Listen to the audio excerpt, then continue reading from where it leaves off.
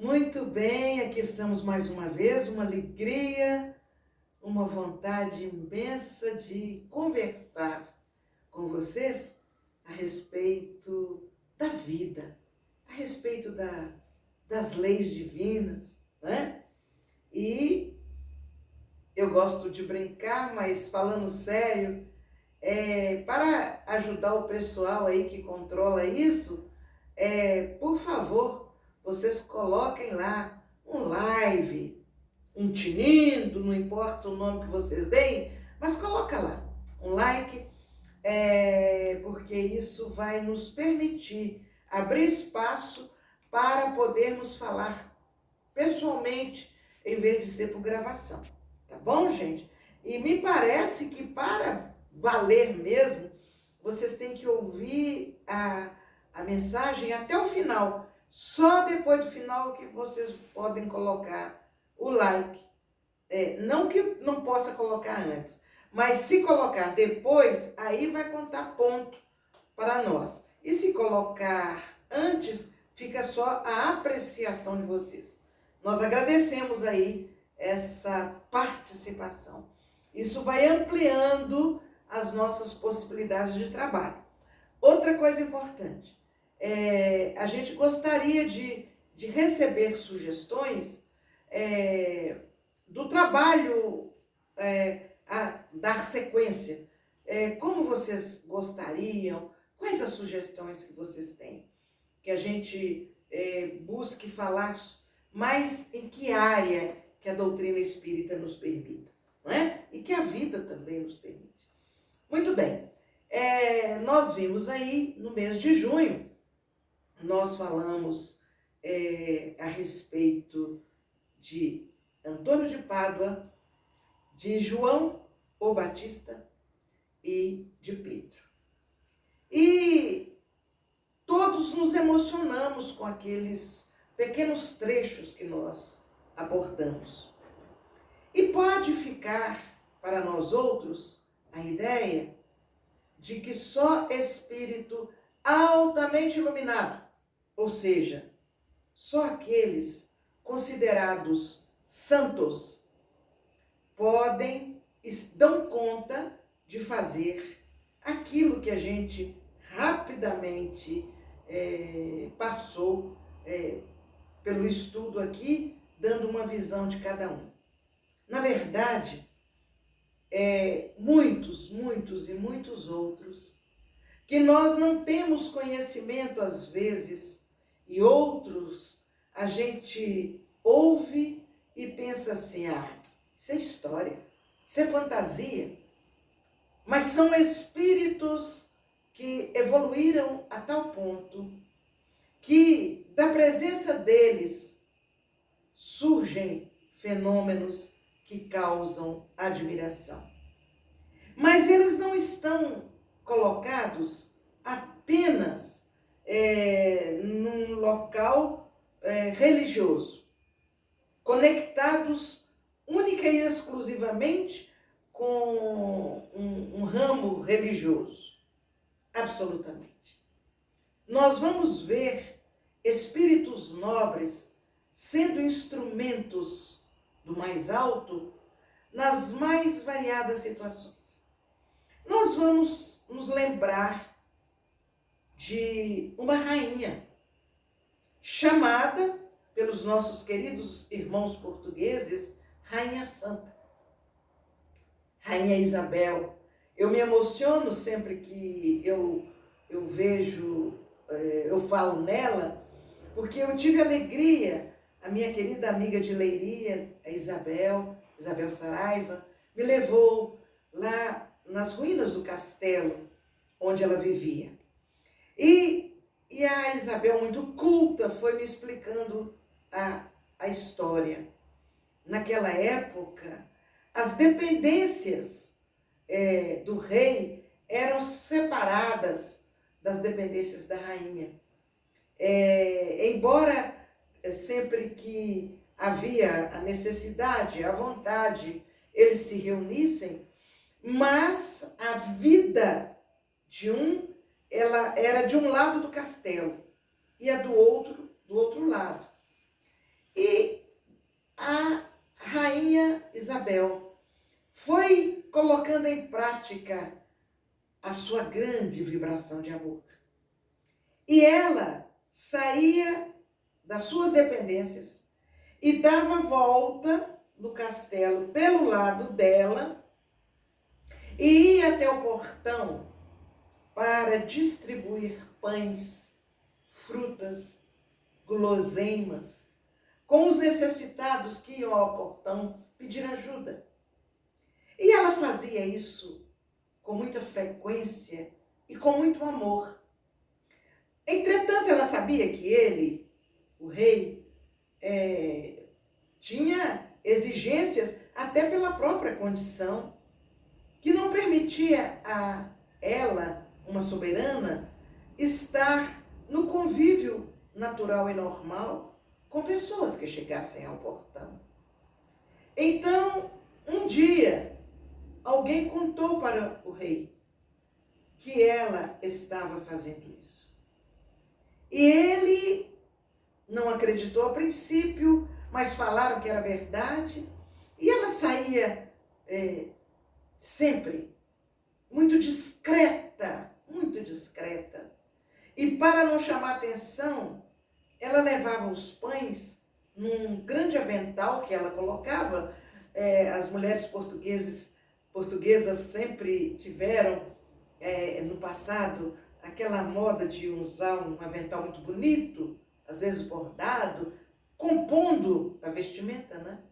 E ela, naquele avental, ela levava muitos pães, que ela juntava as pontas do avental e ia até o portão e distribuía os pães.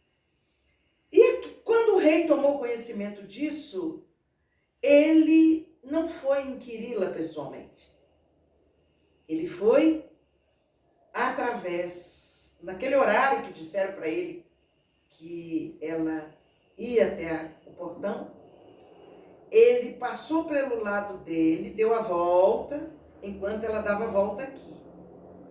De tal forma que, alguns metros antes dela chegar no portão, ele surgiu até ela, diante dela. Ela levou um susto, mas se manteve natural. E aí, é importante lembrar que era um tempo de frio e que era o tempo em que as plantas se recolhiam para se renovar, para produzir as flores na estação seguinte. Então, ele se apresenta diante dela e ele pergunta: tão cedo? E ela disse: sim, estou tomando uma fresca. E ele disse: o que tendes neste avental? E ela, acionada por forças superiores, ela responde para ele: são flores, majestade. Ele disse: flores? Nesta época? Eu quero ver. E ela abre o avental. E quando ela abre o avental, flores caem e forram o espaço do chão entre os dois. Até ela estava assustada.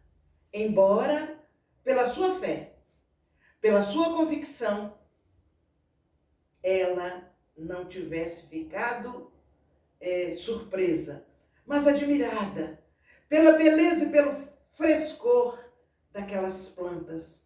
Ainda com o sereno nas pétalas, ali estavam flores de várias cores, perfumadas, com sereno e fazendo um tapete florido e perfumado entre os dois.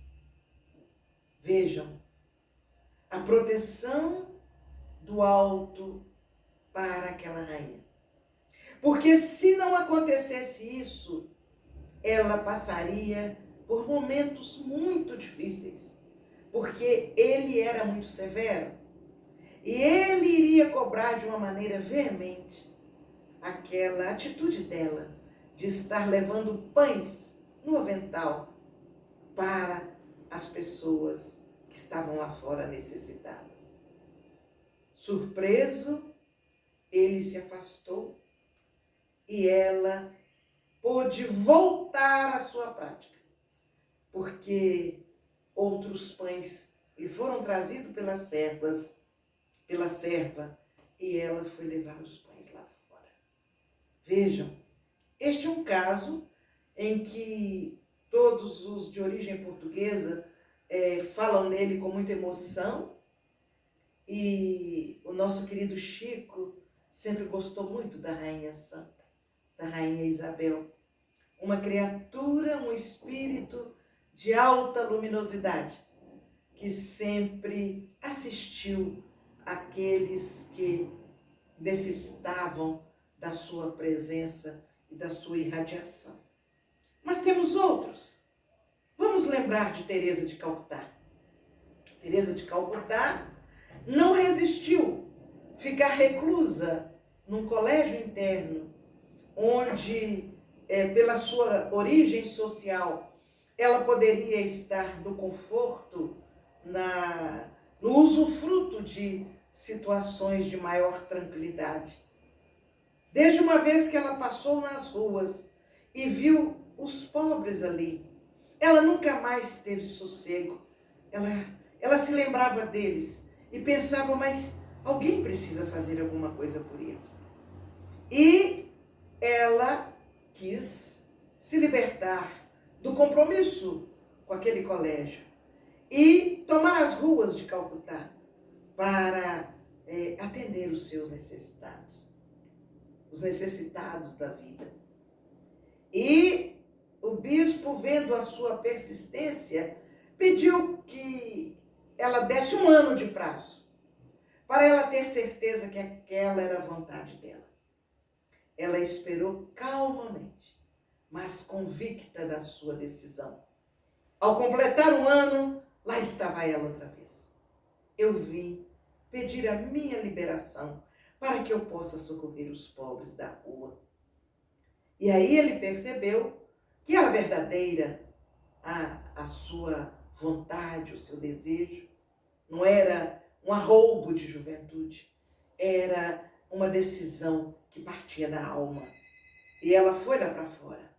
Ela foi e lá ela passou a cuidar de todos os necessitados, até que num determinado momento ela estava na rua dando banho naqueles pobres e alguém lhe perguntou por que ela dava banho num pobre que estava moribundo. Então alguém lhe pergunta, você está dando banho numa pessoa que está morrendo, que não tem mais recurso? Por que você faz isso? Por que você perde tempo em banhar alguém que já está morrendo? E a resposta dela é uma resposta inesquecível e de exemplo para todos nós. Eu faço isso para que ele morra com dignidade. Sim, a dignidade cristã. Como filhos de Deus que somos, ela fez com que aquele moribundo pudesse morrer, limpo, com seu corpo limpo, banhado por ela, com roupa limpa, abençoado por ela, e ainda conseguiu ingerir algumas poucas colheres de um caldo quente. Então, o grande exemplo dela saiu de si para atender a outras criaturas. Então, vejam bem que são atitudes que não são praticadas porque as pessoas são santas. São opções. opções de vida, em que nós vamos aprendendo a cumprir a lei de Deus.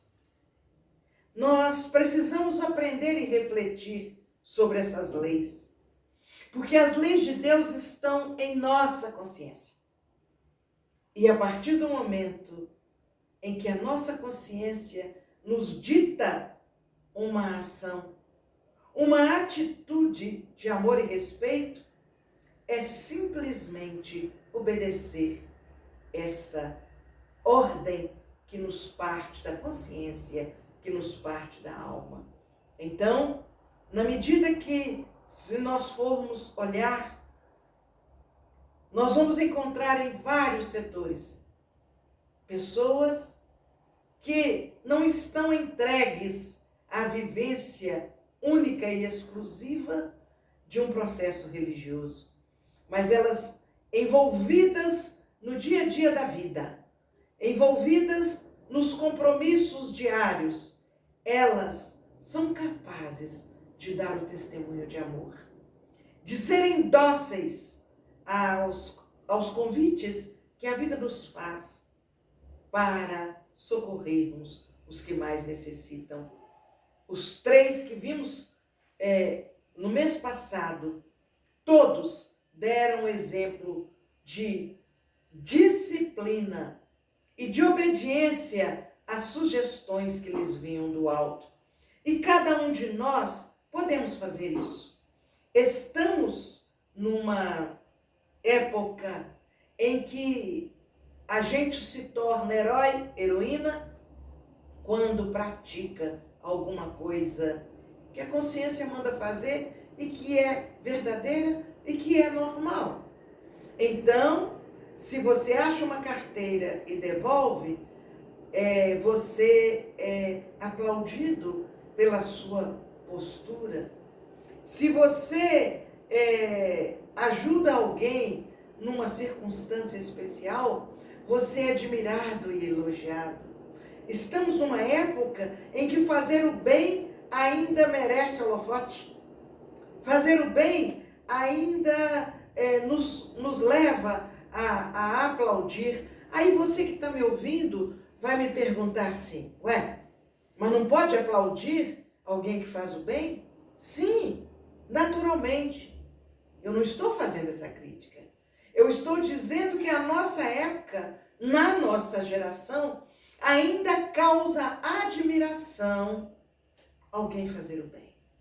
Mas há de chegar o momento, e nós estamos caminhando para isso, em que fazer o bem vai ser a prática maior, mais intensa do nosso dia a dia, né?